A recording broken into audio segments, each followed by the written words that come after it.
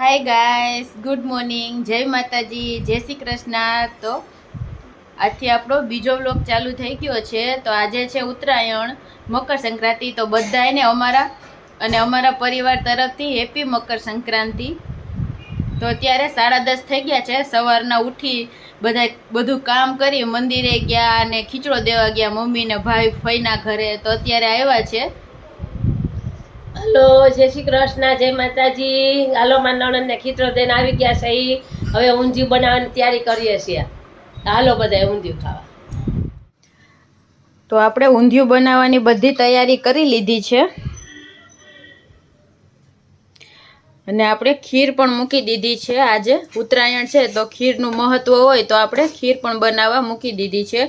હવે આપણે આ મેથીની ગોળી બનાવવાની છે અને પછી આપણે ઊંધિયું બનાવવાનું છે।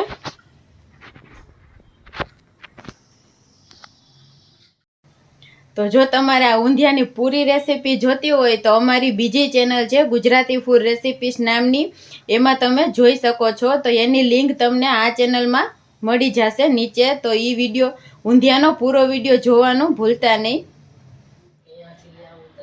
તો આપણે ઊંધિયું બનાવતા હતા તો આપણું ઊંધિયું એકદમ બનીને તૈયાર થઈ ગયું છે। જોતાં જ ખાવાનું મન થઈ જાય એવું આપણું ઊંધિયું બની ગયું છે।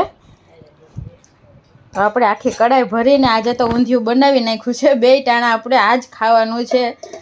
તો મમ્મીને ભાવિક તો ઊંધિયું ખાવા પણ બેસી ગયા છે ડીશમાં લઈને। તો આપણે એને પૂછીએ કે કેવું બન્યું છે આપણું ઊંધિયું। તો હાલો મિત્રો, ઊંધિયું ખાવા। એકદમ ટેસ્ટી ઊંધિયું બન્યું છે। લુખ્ખું ખાઈ લ્યો તમે, એવું ઊંધિયું બન્યું છે। તો આપણે રોટલી બનાવવાની આજે વાર હતી એટલે મમ્મીને ભાવિક લુખ્ખું ઊંધિયું લઈને જ બેસી ગયા છે। વાહ, બાકી મસ્ત, બહુ મસ્ત। હાલે તો આપણે ઊંધિયું ખાઈને પતંગ ચગાવવા આવી ગયા છે અગાસીએ। તો ભાવિકે તો 2 પતંગ આવીને કાપી પણ નાખી બીજાની। તો પતંગ ચગાવીને આવી ગયો છું।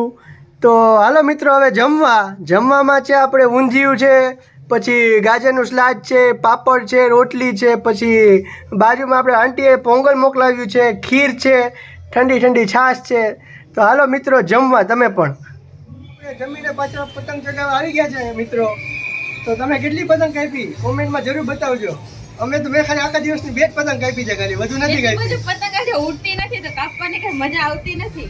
જે પતંગ ઉડે છે એ ક્યાંક ને ક્યાંક સલવાઈ જાય છે। તો પછી શું કે ભાઈ મજા આવે છે ને? હા, મજા આવે છે પતંગ ઉડાડવા। ઓ વાંધો નહીં, તમે કેટલી કાપી કોમેન્ટમાં જરૂર બતાવજો।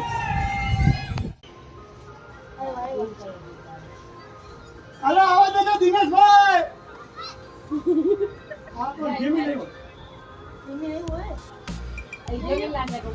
આપણી પતંગ તો દેખાતી નથી, ક્યાં હોય ગઈ? ધીરે જલ્દી દે દીધી એટલે વાંધો ના આવે।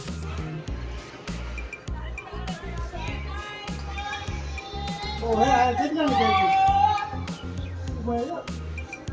આવ્યો આપણી ગઈ એ અમુક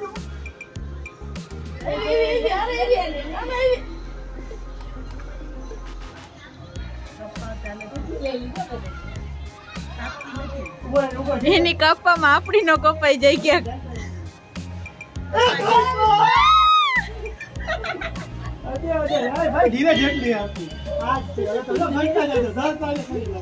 સાત કપાઈ નહીં ને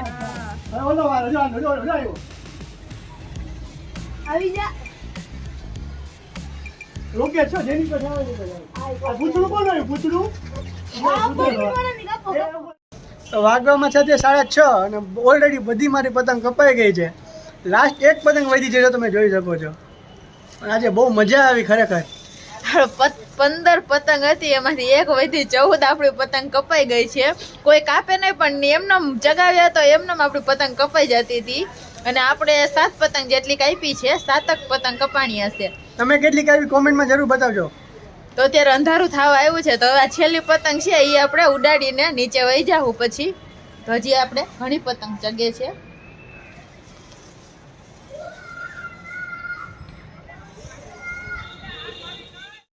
તો વાગવામાં થયા છે 8:30 અને આજે પતંગ ચગાવીને એટલી મજા આવી છે ગાઈસ, બહુ જ મજા આવી છે। પણ થાકી ગયા મને એટલા ગયા છે। અત્યારે થાકીને નીચે આવી ગયા છીએ, હવે બહુ થાક્યા છે, હવે સીધા જમીને બપોરનું જમવાનું છે, ઊંધિયું ને બધું છે, રોટલી અત્યારે કરી છે, ઊંધિયું ને રોટલી જમીને સીધા સૂઈ જવાનું છે. તો મમ્મી અને અંજલિ તમે કેટલા થાકી ગયા એ તો કયો ખરી. બહુ થાકી ગયા છે એવો. તો આજના દિવસમાં તો જાવ છે. એટલું આપણે કામ હતું આજના દિવસમાં તો નવરા જ નથી ત્યાં. સવારના ઉઠ્યા ત્યારના આપણે આમનામ જ હતા. બપોરે પણ આપણે આરામ નથી કર્યો. ત્યારે પણ આપણે મહેમાન આવી ગયા હતા તો આપણે એમાં જ હતા. તો હવે અત્યારે જમીને આપણે સુઈ જવાનું. તો આ વ્લોગ અહીંયા જ આપણે એન્ડ કરીએ. તો જો તમને અમારા આ વ્લોગ સારો લાગ્યો હોય તો અમારી ચેનલને લાઈક કરજો, અમારા વિડીયોને શેર કરજો અને અમારી ચેનલને સબસ્ક્રાઇબ કરજો. મમ્મી તમે કેટલા થાકી ગયા એ તો કયો. બહુ જ થાકી ગયા હો. જલ્દી જમીન ભૂઈ જવું છે હવે તો. હાલો તો મિત્રો કાલે મળીએ નવા બ્લોગ સાથે. ત્યાં સુધી બધાને બાય બાય. Bye bye.